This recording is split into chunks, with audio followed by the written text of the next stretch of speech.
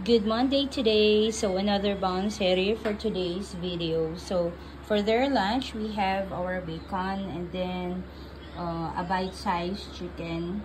That's from Magnolia. And then of course they have their rice. And for their dessert, they have their ayan, super duper very nicely shaped apples.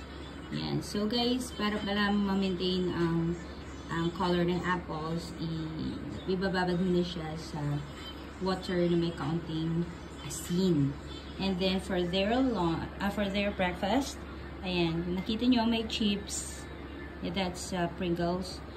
Cheese flavor, and then they have their yema and tatlong gummy worm, and of course they have their Subway cookies. So ang isa kailangan talaga mayroong cover ng Subway cookies kasi para daw aesthetic.